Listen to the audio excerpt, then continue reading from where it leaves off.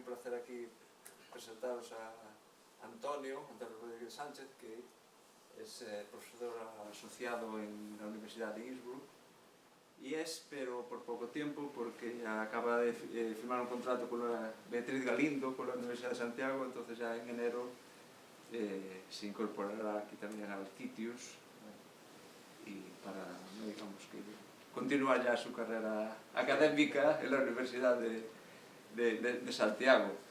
Y con esto se cierra aquí un círculo, porque Antonio, aunque yo creo que fue por casualidad, nació en Santiago. Sí. Entonces, después de varias décadas, no muchas, pues retorna a Santiago. Ya como los elefantes, ¿no? Bueno, Antonio ha desarrollado su carrera de investigadora básicamente en Canadá, en la Universidad de York, y después continuó en la Universidad de Innsbruck. Y bueno, trabaja sobre inteligencia artificial, digamos, en general, y de forma más específica en visión por computador, y pues con aplicaciones a robótica, sí, imagen médica, sí, entre otras muchas cosas. Entre otras, sí. Bueno, sí. Entonces ya os dejo con él. Pues la charla. Perdona, gracias, que es la Manuel. primera de dos que va a impartir otra más esta semana. La otra era el miércoles, sí. Gracias, José Manuel.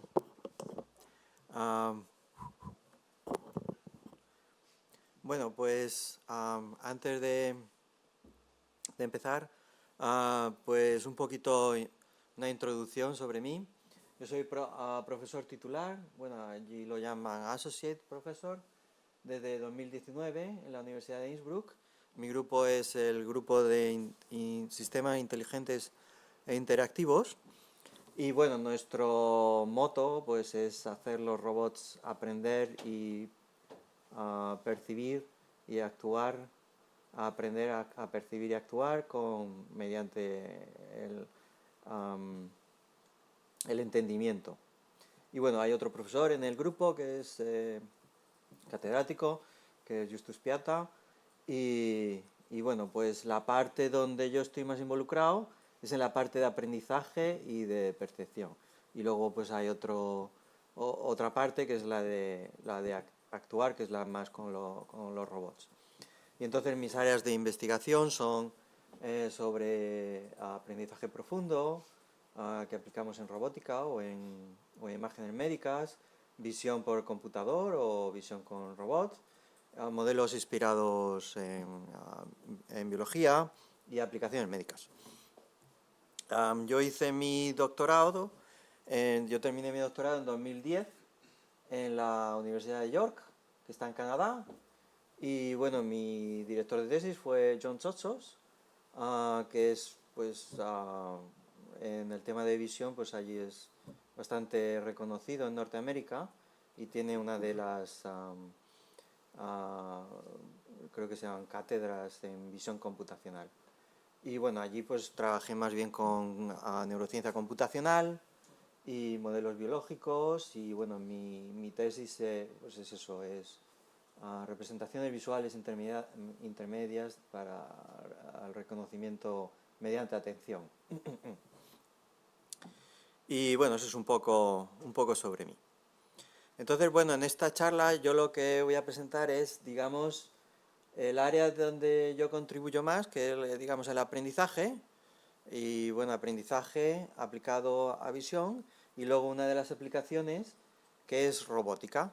Y bueno, lo que pasa es que todos los algoritmos que desarrollamos con mis estudiantes, que son normalmente de temas de aprendizaje, pues lo aplicamos en robótica, lo aplicamos también, allí también teníamos un proyecto sobre avalanchas, en imágenes médicas, que va a ser la siguiente charla, y bueno, entonces pues lo que desarrollamos pues lo vamos aplicando aquí y allí. Entonces primero os quería presentar un poquito pues el trabajo de uno de mis estudiantes de doctorado, que terminó ahora un par de años.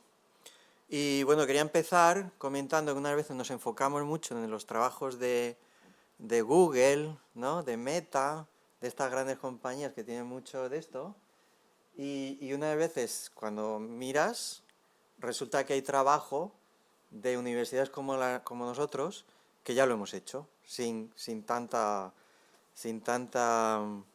recursos como tienen, ¿no? Y bueno, aquí tenéis un ejemplo, ¿no? Donde hablan de pues que por mucho que añadas capas profundas en una red profunda, por mucho que añadas muchas capas, llega un momento que no aprende o incluso la red va peor, ¿no? Y esto lo publicó Meta en 2024 y se volvió muy famoso. Y pues nosotros ya en 2022 pues ya teníamos un paper en Pattern Recognition donde pues decíamos habíamos hecho un análisis similar, donde decíamos pues que por mucho que añadas capas, llega un momento que no importa cuántas capas añadas, porque no va a ser mejor, incluso va a ser peor. E incluso propusimos, que es lo que voy a presentar en estos primeros 15 minutos, un regularizador basado en la entropía que va a través de la red profunda. Y este es el trabajo de doctorado ahí le tenéis la foto, de mi estudiante David Pear, ¿no? Que cuando veis Pear Review es él el que lo está haciendo todo el rato, ¿vale? Entonces, bueno, pues ahora paso a... Y bueno, pues esto, por ejemplo, lo publicamos en Transactions for Machine Learning Research y es similar a lo que el paper de Meta pues comentaba. Entonces, que a ver, todos sabemos que las redes neuronales profundas necesitan mucha computación y unas veces podemos encontrar que redes neuronales que no son tan profundas producen mejores resultados. Entonces, en su tesis lo que hizo fue mirar esto, ¿por qué? ¿Por qué ocurre? ¿No?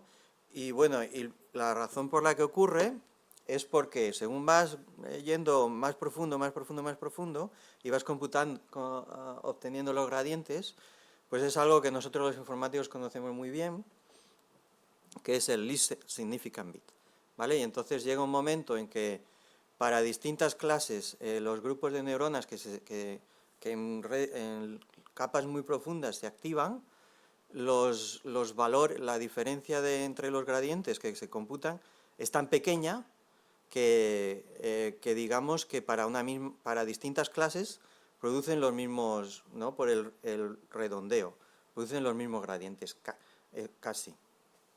Y eso es lo que encontramos, y entonces pues decidimos analizarlo desde un punto de vista de entropía, ¿no? ¿Cómo podemos hacer,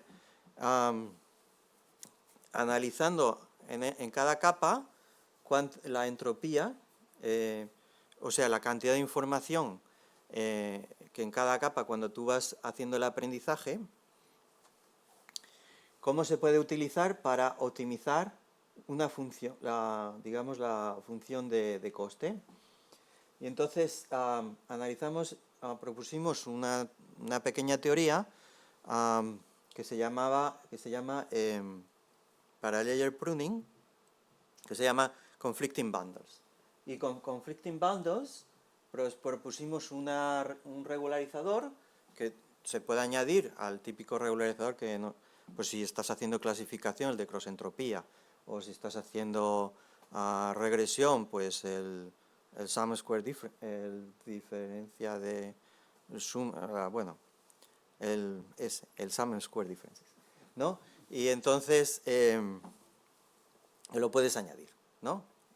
A base de analizar este batch entropy. Y todo empezó con este trabajo que publicamos en ACV, donde analizamos este tema que os decía de según vas añadiendo capas, ¿qué va pasando?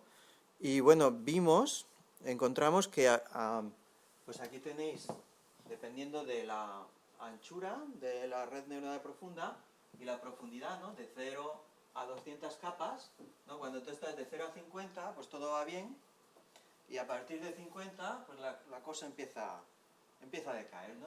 Y va de 95% de accuracy hasta 70, ¿no? y esto ocurre y puedes probar y probar y probar y dedicar muchos recursos y nada, te quedas en el 70. Y entonces nosotros lo que propusimos es una técnica de regulación que te puedes quedar en ese área verde, que es donde, digamos, quitamos los conflicting bundles, que se llaman.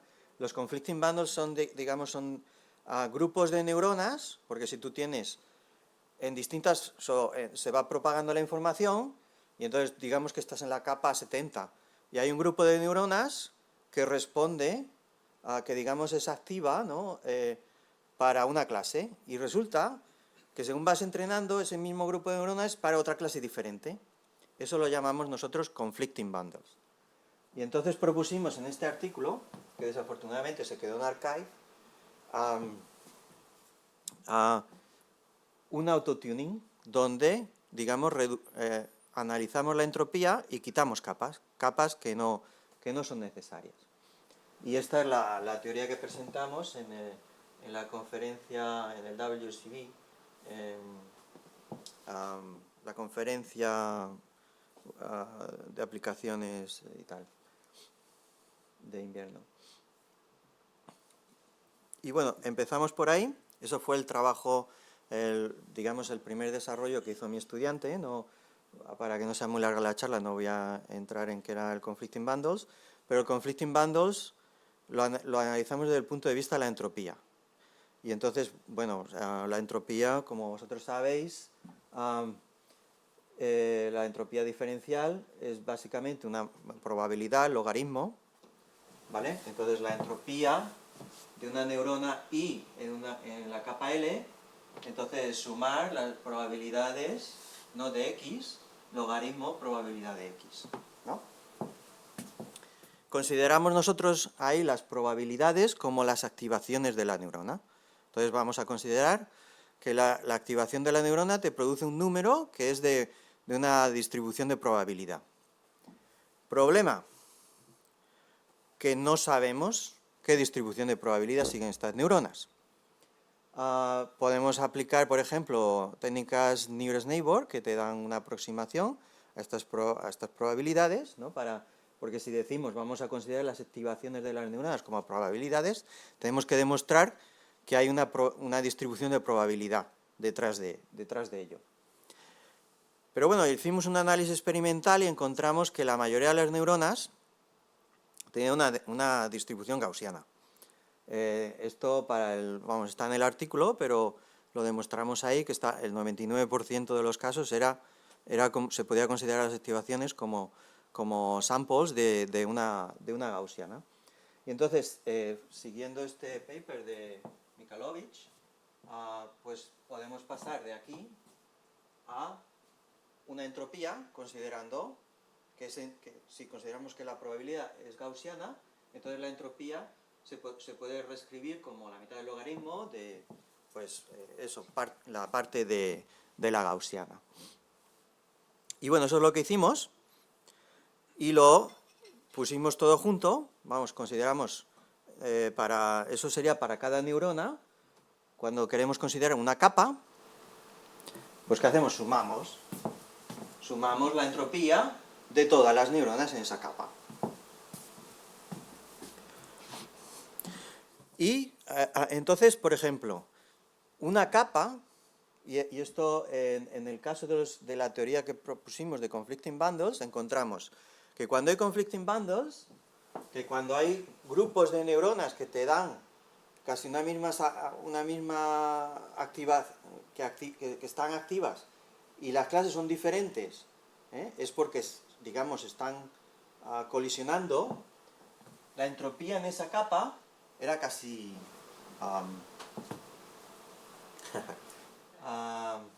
flat, ¿no? Casi, ¿perdón? Plana, casi plana. Cuando nosotros sabemos, ¿no?, que con gradiente, descendiente de gradiente, queremos algo convexo, ¿no?, para encontrar un mínimo. Entonces aquí tendríamos, y eso entropía cero, entropía pues ya un valor mayor que cero. Entonces la siguiente fase, o sea, ya hemos detectado capas que son problemáticas, ¿no? Capas que no sabes si es la 70, no si tienes, digamos, una red neuronal profunda de 100 capas. No sé si es la 70, si es la 90, si es la... pero lo podemos encontrar, ¿vale? El otro caso es decir, bueno, vamos a usar esto como un regularizador para que esto no ocurra, ¿no? Porque nosotros en redes neuronales profundas sabemos que hay zonas más problemáticas, que digamos es un mínimo, pero son más problemáticas, y zonas, ¿no?, donde en el weight space, donde te provee una solución que es más robusto, ¿no? Por ejemplo, contra ataques y todo eso. Entonces, la idea es hacer redes neuronales, como esas redes neuronales que nosotros decíamos, o que también Meta un poco más tarde también decía, que no se pueden entrenar, ¿vale? Con 100 capas, 200 capas, ¿vale? Pues vamos a hacer que se puedan entrenar y haciendo análisis de la entropía. Y una técnica que nosotros llamamos Batch Entropy Regularization. Entonces, ajustar los pesos basados en ese Batch Entropy. Ventaja, que Batch Entropy es diferenciable y lo podemos incluir como parte del término de coste. Problema que encontramos empíricamente, que cuando empezamos a hacer los primeros experimentos, decrecía, maximizaba el batch entropy, maximizaba la entropía en las capas, pero se olvidaba del cross entropy, se olvidaba de la tarea, ¿no? Y entonces dijimos, bueno, esto tenemos que encontrar una solución. Este es el problema que encontramos, que la entropía siempre puedes incrementarla. Y entonces, ¿qué pasaba con el loss? Pues que incrementaba la entropía y se olvidaba de la tarea que tenía que hacer. ¿Qué es la solución que propusimos? Pues entonces, que para cada capa, ¿no?, para una capa L, el batch entropy, ¿vale?, vamos a tener un parámetro que se obtiene mediante aprendizaje, que es lo que debe ser la entropía en dicha capa, ¿vale? Porque en unas capas es mejor tener más entropía, en otras capas es mejor tener algo menos de entropía. Entonces esto se obtiene durante aprendizaje. Tenemos también que incluir un hiperparámetro, que es el alfa mínimo. Este lo ponemos es un valor entre 0 y 1, 0,2 va bien. Y entonces cuando tú estás haciendo ya inferencia, ¿vale?, tú comparas la entropía que tienes ahora con la entropía por capa, ¿vale?, con la entropía que has aprendido. Y ese sería el término de loss que vamos a incluir en la función de coste, y lo llamamos loss batch entropy. Layer-wise batch entropy loss, que quiere decir entropía, batch entropy por cada capa. Y entonces, puesto que al final tienes una salida y tienes que computar la función de coste al final, pues la función de coste para la red neuronal completa sería sobre todas las capas. Y también necesitamos ahí un hiperparámetro que es beta. Ese hiperparámetro varía en función de la tarea que tienes que realizar. Y esa sería la función, cómo regularizamos, ¿vale? Entonces, la función de coste, ahora, por ejemplo, si estamos haciendo cross entropy, ¿no?, para clasificación, pues sería la función de coste de cross entropy, ¿vale?, la función de coste cross entropy por, ¿vale?, puesto que encontramos que si solo añadimos batch entropy se enfocaría con esto, entonces simplemente lo usamos como un peso. Y ahora os voy a enseñar, pues, por ejemplo, en esas capas que estaban planas, cuando incluimos el batch entropy, ¿vale? Por ejemplo, aquí tenemos una red neuronal de esas muy profundas, y tú te vas a la capa 70, y resulta que está plano después de 200, plano después de, yo que sé, un montón de épocas, ¿no? Pero cuando incluimos el batch entropy, empieza a volverse convexo, ¿vale? Y ese es el primer análisis que hicimos. Entonces dijimos, vale, pues ahora parece que la cosa funciona, y entonces demostramos que tú puedes entrenar, por ejemplo, una red neuronal muy profunda que de otra manera no podrías entrenar, como esta, como una CNN de 500, una red convolucional de 500 capas, o un tipo perceptrón de 500 capas, y obtener un accuracy de 99, ¿vale? Por cierto, ¿cómo se dice accuracy? Que se me olvida. Precisión, gracias. Precisión, ¿vale? Y luego, y aquí veríamos cómo tanto uno como otro pues van como tienen que ir, tanto las funciones de coste. Aquí tenemos redes neuronales con diferentes profundidades. Por ejemplo, esto creo que es con MNIST. Y entonces, a partir de 30 capas, veis que pasa de 97 de precisión a 11, ¿vale? Y entonces como que ya no aprende. Incluimos batch entropy y seguimos teniendo altos valores de precisión, ¿no?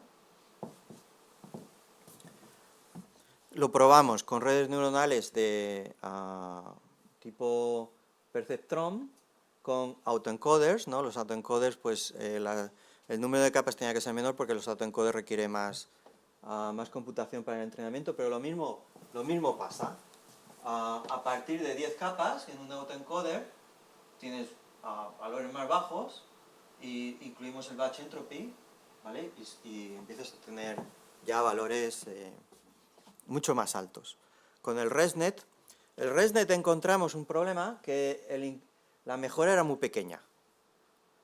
¿Alguien tiene alguna idea por qué puede ser la mejora tan pequeña? MNIST es un problema sencillo para el programa. ¿Perdón? Que MNIST es un problema sencillo para una ResNet profunda. Sí. Pero bueno, hicimos también con ImageNet y con CIFAR y mira, con 152 capas ya todavía tiene 50% de precisión. ¿Alguna idea? Bien. Por los mapeos de identidad, que digamos que al final la ResNet permitían que podías aumentar la propiedad de la red evitando lo que le llamaban la declaración de calidad. Bien, o sea, me suena que era un poco por eso. Sí, pues por eso puede ser, porque eso lo hace a través de skip connections, ¿no? Sí. Los mapeos de identidad. Los mapas de identidad se llaman, los mapas de identidad, ¿vale? Porque a través de esos mapas de identidad está haciendo indirectamente lo que nosotros estamos haciendo con la entropía directamente, ¿vale? Entonces, aunque con ResNet mejorábamos un poco, pero ya ves que romper una ResNet es mucho más difícil, ¿vale? Y es por ese tema, por los mapas de identidad, porque a través de los saltos entre capas está evitando las capas conflictivas, ¿vale? Y entonces lo que nosotros hacemos analizando la entropía, un ResNet ya lo hace saltando, ¿vale?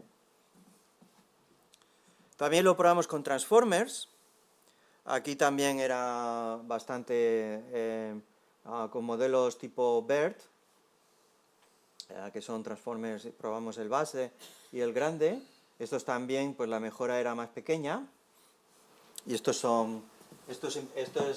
bueno, antes os lo he enseñado con temas de visión. Esto es ya con lenguaje natural. Bueno, pues para terminar esta parte, básicamente necesitamos que haya información, que al traspasar la capa es importante analizar la información que esa capa transmite, y eso lo podemos hacer con la entropía. E incluso, a través del análisis de esa entropía, podemos aplicar un regularizador de tal manera que redes neuronales que en principio no se pueden entrenar, ¿vale? nos enfocamos en áreas del espacio de los pesos donde la red neuronal se puede entrenar en esas capas. ¿Preguntas? Una. Sí, dime. Pero eso no podría facilitar el que hubiera redes sobredimensionadas, por el hecho de que, claro, se pueden entrenar. Se pueden entrenar, sí. La pregunta ¿es necesario entrenarlas? ¿No sería mejor eliminar esas capas? Esa es muy buena pregunta y de hecho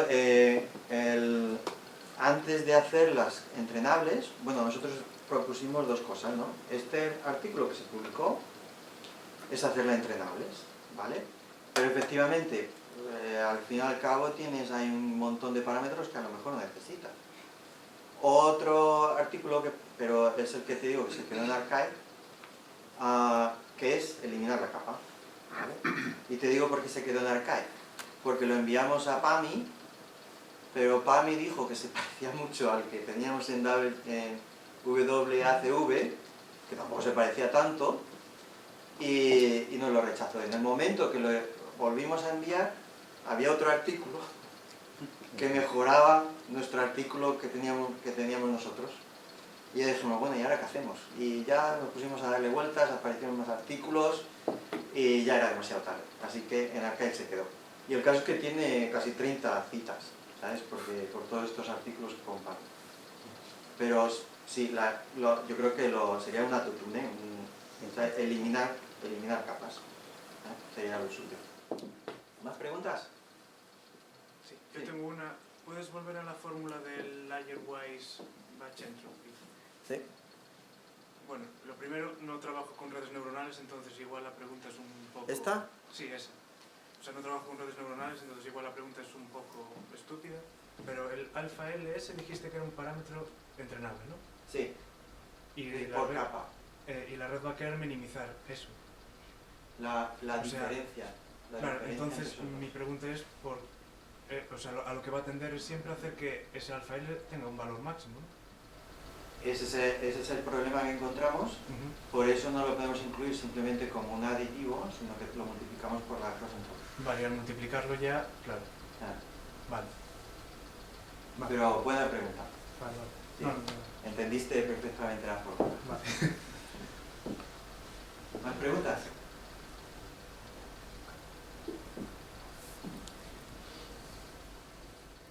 Pues ahora paso digamos, a la aplicación, una aplicación que es el trabajo de otro estudiante de doctorado, que es aprendizaje continuo para robótica. Y bueno, esto pues es, ya terminó este Shantan, que terminó, ¿qué estamos? 2025. Terminó el año pasado. Bueno, terminó a finales del año pasado y bueno, ahora está en la Universidad Técnica de Berlín y bueno, esto se publicó en RAS y en esta otra congreso. Bueno, aquí la idea, la motivación es, digamos, que nosotros queremos, estamos en un punto en la robótica que ya no nos interesa tanto robots que hacen lo mismo constantemente, ¿no? Robots que hacen siempre el mismo movimiento, ¿no? Como los robots que encontramos en las fábricas de automóviles y eso. Queremos robots que puedan hacer distintas cosas, ¿no? Pues ir a traerte una cerveza del frigorífico y a la vez, yo qué sé, pasar el aspirador, ¿no? Y todo esto, ¿no? Queremos un robot que haga todo. ¿Problema que hay con el aprendizaje? Olvido catastrófico, se llama así, ¿no? Olvido catastrófico, que es que las redes neuronales aprenden una tarea, ¿vale? Entonces aprenden esa tarea. Ahora tú coges la misma red neuronal, la entrenas para otra tarea y ya los pesos no te valen para la tarea anterior. Y ese es el olvido catastrófico. Ya no sabe hacer la tarea que había sido entrenada previamente, ahora sabe hacer la segunda tarea, ¿vale? Y lo mismo pasa si tú haces la tercera tarea y todo eso. Bueno, ¿cómo hacemos esto en robots? Usamos técnicas que se llaman aprendizaje de demostración, que es, bueno, Roberto seguro que sabe, que es tú coges el robot, ¿no? Y dices, quiero coger un vaso. Y entonces mueves el brazo del robot, y coges el vaso. Y lo haces otra vez, y yo qué sé, 20 veces, ¿no? Y eso para coger el vaso. Ahora, para abrir un libro, pues entonces mueves el robot y dices, haces así, ¿vale? Y abres el libro. Y entonces el robot aprende, digamos, la trayectoria para abrir un libro, para coger un vaso, para, no sé, para comunicarse contigo, ¿vale? Entonces el humano enseña nuevas capacidades al robot.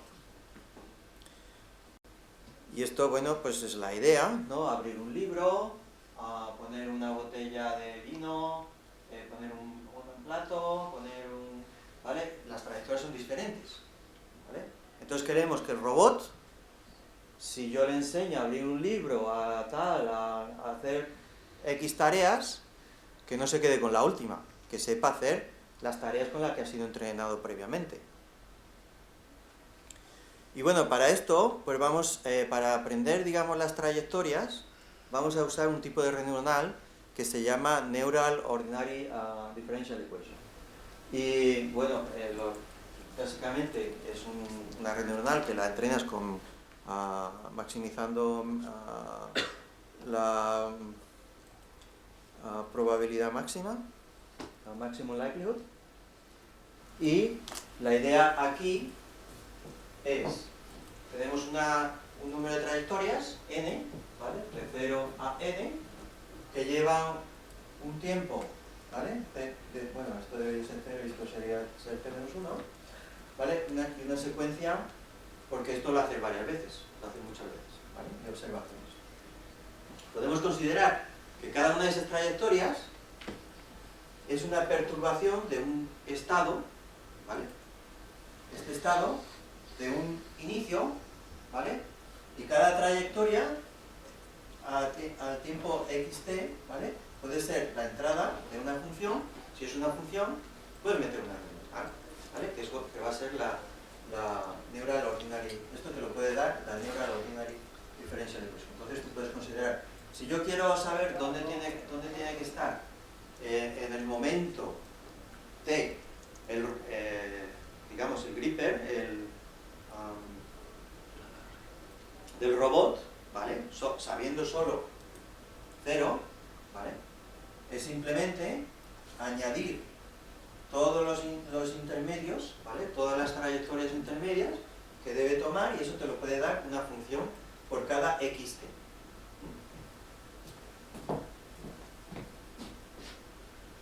Vale, pues entonces vamos a usar esta red neuronal que básicamente te da, es muy usada en robótica para darte esas trayectorias.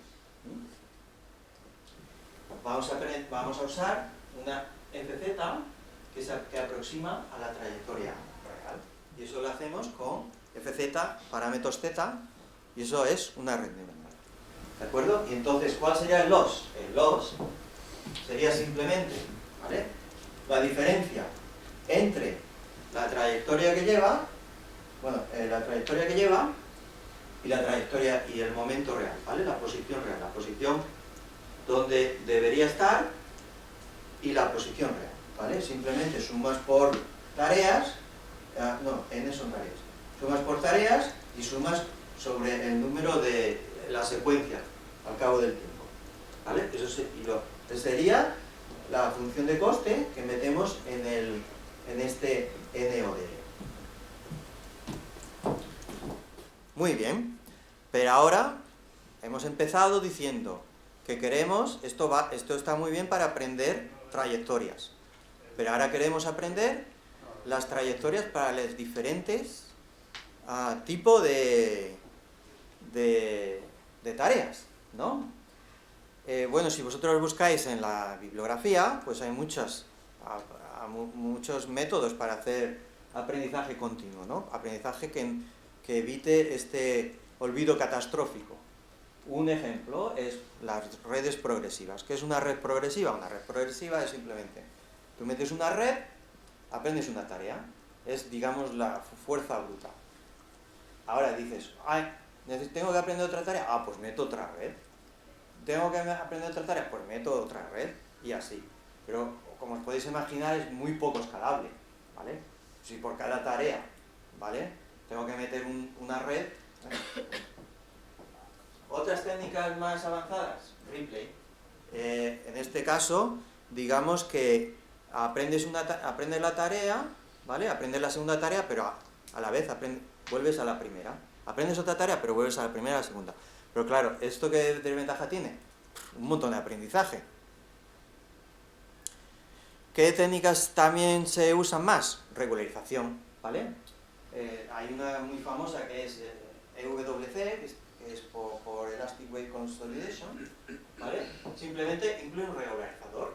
Un regularizador que imponga algo sobre los pesos de tal manera que estén en el misma área de pesos de la tarea anterior, ¿vale? Otro método es Memory Aware Synapses, ¿vale? Que son para los parámetros tienen que estar en una diferencia euclídea. Otro método, hiperredes. ¿Qué es una hiperred? Una hiperred es una red que genera parámetros para redes. Por eso se llama una hiperred, ¿vale? Porque pues genera parámetros para tu red, ¿vale? Y ahí puedes incluir también, digamos, regularización para aprendizaje continuo. Pues lo primero que hicimos, como siempre, es comparar cosas, ¿no? Y entonces, esto es lo que queremos hacer, ¿no? Una entrada, ¿vale? Y una salida, y la salida queremos que sean estas trayectorias, estas diferentes trayectorias para las diferentes tareas. Pero a la vez queremos incluir un método de aprendizaje continuo. Aprendizaje continuo que podemos usar o replay o regularización, ¿vale? Entonces lo primero que hicimos es evaluar, compararlos, ¿de acuerdo? Para la tarea de aprendizaje de demostración, ¿no? En el aprendizaje de demostración hay otros métodos, pero nosotros nos enfocamos en este que es últimamente el más popular, el NOD. Entonces, lo primero que hicimos es usar una base de datos de trayectorias que está disponible en la red, en online, y esto se llama LASA. Se llama LASA y simplemente son un montón de trayectorias que hacen con robots, ¿vale? Y te lo ponen ahí. Y pues uno que parece una A, otro que parece una C, otro que parece una G, y bueno, así un montón de trayectorias, ¿vale? Bueno, no me acuerdo si este es el fin o este es el principio, ¿vale? Pero sí, este es el inicio y luego termina, ¿vale? Comparamos esos distintos métodos de aprendizaje continuo, y ahí lo que veis en esta gráfica, SG es simplemente una tarea individual, ¿vale? Que por supuesto, si es una tarea individual va a ser, digamos, el baseline, ¿no? Lo que queremos mejorar. Y distintos aprendizajes técnicas de aprendizaje continuo, replay, sinapsis, y ahí tenéis HN, que es hiperredes. PHN os diré en un poco lo que es chunk hiperredes. Y encontramos que esos son los que nos teníamos que enfocar. Que las hiperredes y los chunk hiperredes daban resultados muy similares a cuando aprendes con cada tarea individual. Si hacemos un zoom sobre esa gráfica, aquí encontramos que el rojo son las hiperredes, es muy cercano a como si haces una tarea, ¿vale? Cada tarea individualmente. Y estos son 25 tareas, ¿vale? Que son un montón. Los chunk hiperredes, ahora os comentaré lo que es, simplemente es con menos parámetros, pero el error no es mucho mayor, ¿vale? Entonces ya depende siempre, esto es, tienes que dar una cosa por otra, ¿no? Entonces nos enfocamos en esos, en las hiperredes y en las chunk hiperredes, que es más comprimido, que tiene menos parámetros. Entonces la tarea aquí es coger y aprender todo esto, ¿vale? Hacemos demostraciones, ¿vale? Estas son las demostraciones y la predicción es en azul, y como veis, con hiperredes funciona bastante bien. Y aquí tenéis un ejemplo. Metemos, ¿vale? Estamos enseñando al robot a escribir, ¿de acuerdo? Pero a escribir con caracteres, ¿vale? No a escribir una frase entera, no es decir, yo enseño al robot a hacer todos estos movimientos. No, el robot aprende la H, aprende la E, aprende la J, aprende la no sé qué. Y ahora le decimos al robot, bueno, pues ahora escríbeme, hola mundo, ahora escríbeme, qué contento estoy de estar en Santiago, ¿no? Y así, ¿vale? Y entonces el robot, pues lo escribe en la pizarra, ¿vale? A partir de los caracteres. No se olvida de aprende los 24 caracteres y puede escribir las frases, ¿vale? Que es lo que nosotros queremos, así es como aprendemos nosotros, ¿no? No aprendemos todas las secuencias de caracteres.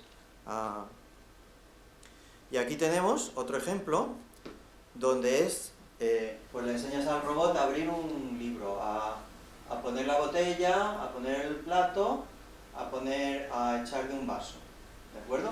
Y ahora le decimos distintos órdenes. Primero ábreme el plato, luego el de este, pon la botella, luego pon, y cambiamos el orden. Y la siguiente vez decimos, bueno, ahora me vas a poner el plato, y luego me vas a poner la botella, y luego me vas a abrir un libro, y luego me vas a pasar la aspiradora, ¿de acuerdo? Y entonces el robot no olvida lo que ya aprendí, ¿de acuerdo? ¿Preguntas hasta ahora? Sí. Yo no sé, o sea, no estoy seguro de si entendí el setup. O sea, ¿el robot tiene algún tipo de percepción de tal forma que si le mueves la mesa coloca bien el plato o no? No, no tiene percepción. Entonces... El robot simplemente son las trayectorias que tienes. Vale, entonces... Las trayectorias siempre son muy similares una de otra. Entonces no sé si entiendo la ventaja de, por ejemplo, no usar una red neuronal y simplemente hardcodear o que almacene las coordenadas. O sea, ahí me estoy perdiendo. ¿Cuál es la el red aprendizaje? neuronal es para aprender las posiciones que debe hacer en las trayectorias. Lo podrías, dices, hardcodear, bueno, claro, o sea, no almacenar. no sería lo suyo, ¿no? Nosotros queremos aprender, a lo mejor en un futuro, queremos poner percepción y como tú dices, la botella no está aquí, pero está allí, ¿no? ¿Más preguntas? Sí. ¿La hiperred cómo la llamáis? La hiperred, pues ¿Qué es lo que está minimizando? está minimizando la diferencia entre las posiciones que debe llevar en cada momento y las posiciones que deberían ser del aprendizaje. Vale, entonces las redes, no la hiperred, sino la red que genera la hiperred, eso no La se- hiperred es otra cosa. La hiperred es la que digamos, hace como un constraint en los parámetros de la red que hace las trayectorias y lo usamos como un regularizador para decir estos parámetros son más robustos para diferentes tareas. Estos valores de parámetros son más robustos para diferentes tareas. ¿Más preguntas? Bueno, pues un problemilla que encontramos, que si las trayectorias eran muy largas, entonces empezaba la cosa a diverger, ¿vale? Empezaba la cosa ya a no ir tan bien, ¿de acuerdo? Pues esto lo hemos hecho recientemente, ¿vale? Y bueno, decíamos que teníamos una hiperred, que es un modelo que genera parámetros para otra red, ¿no? Entonces lo que vamos a hacer ahora es hacer esa misma hiperred, pero generar parámetros para dos redes. ¿Por qué? Porque el modelo iba muy bien, pero no era muy estable, cuando la trayectoria se volvía excesivamente larga. Bueno, encontramos un artículo, ¿no? que es este de Coulter y Manek, para aprender modelos dinámicos que sean estables, que fue publicado en NeurIPS, y entonces propone una función que se llama Lyapunov, que es esa V gamma, y entonces dice, para que la red sea estable, ¿vale? Para que sea más estable, para incluir estabilización, tiene que seguir este constraint, ¿no? ¿Qué es? Que el gradiente de la función de Lyapunov multiplicado por la red, o sea, la salida de la red, que es fz, ¿vale? Menor o igual, por cierto, tiene que ser positiva definita, tiene que ser menor o igual que menos alfa v, ¿vale? Menos alfa es un parámetro, un valor, v gamma, ¿de acuerdo? Entonces, ¿qué es lo que necesitamos aquí? Pues necesitamos entonces el gradiente de v gamma, ¿de acuerdo? Y tenemos que incluir eso también en el aprendizaje.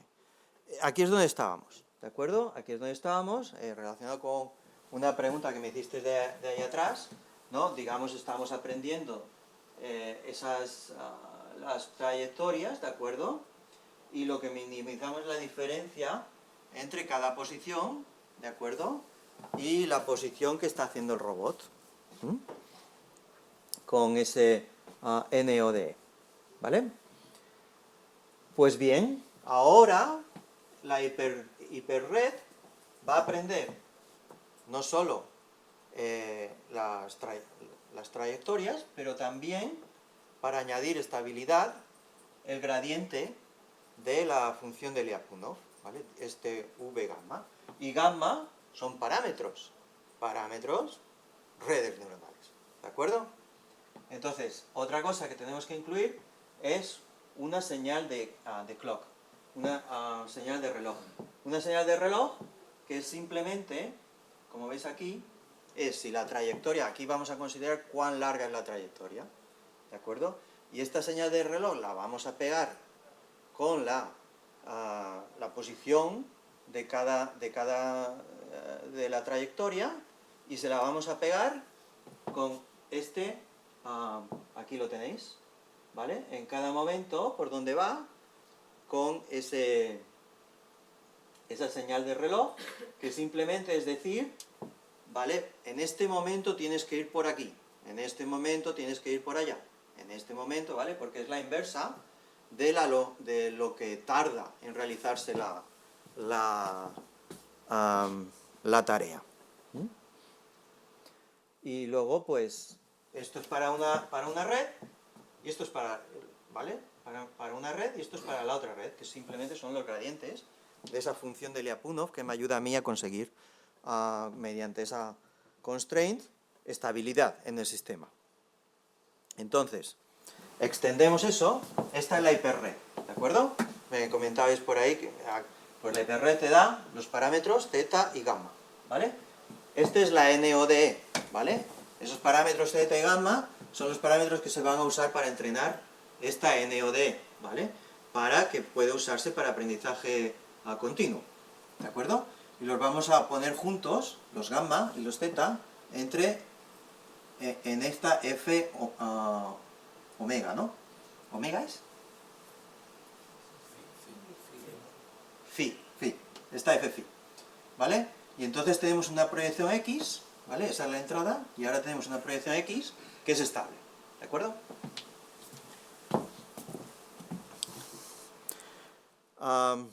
Y bueno, esto es otra vez simplemente decir que X ahora va con también con un reloj, ¿vale? Para decir por dónde tiene que ir cada una de las posiciones. Y aquí, esto es un artículo que acabamos de enviar, que está bajo revisión.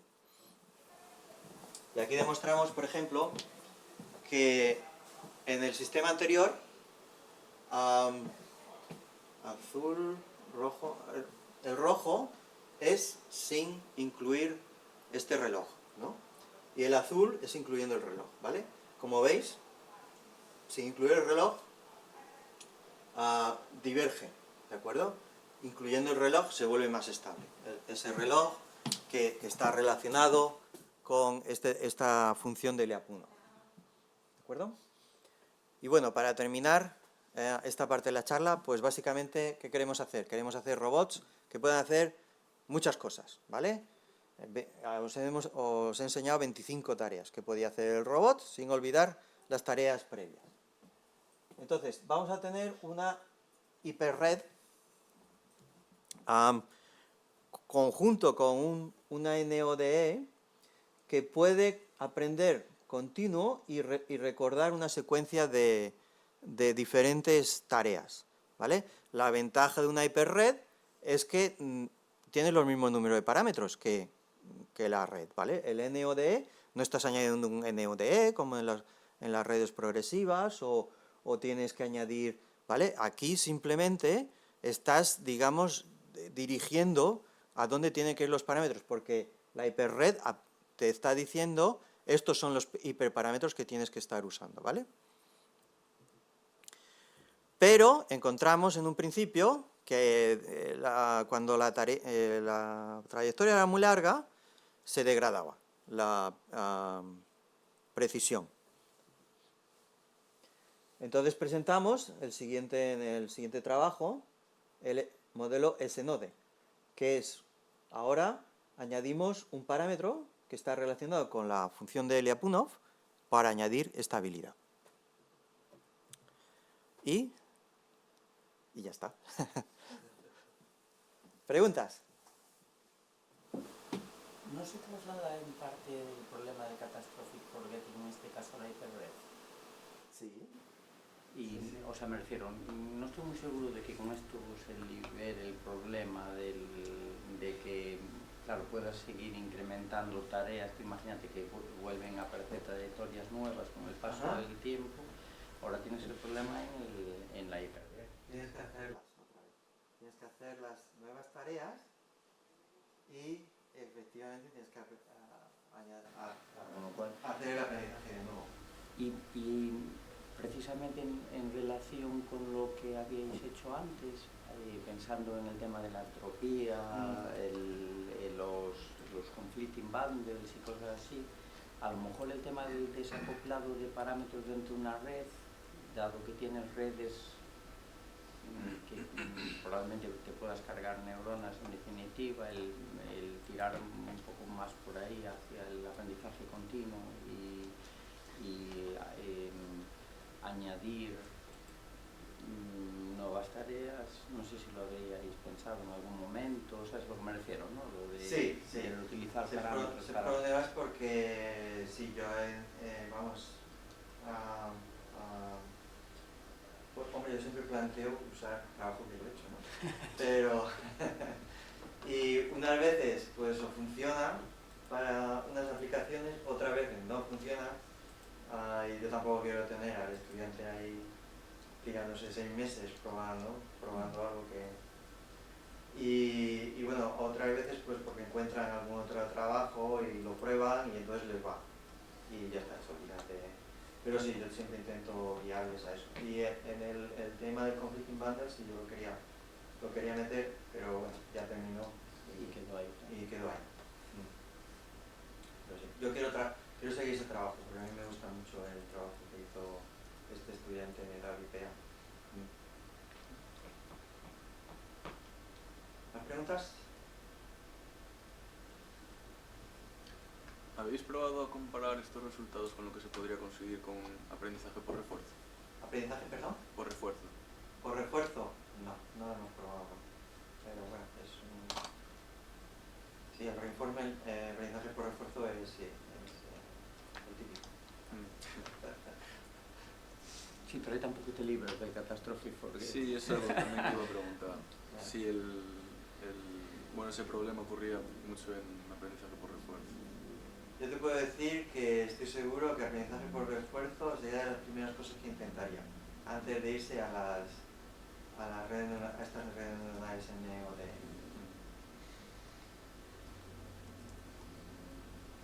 ¿Más preguntas?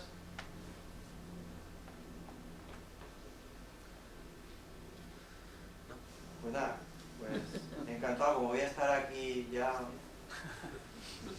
pues me tenéis ahí para lo que queráis.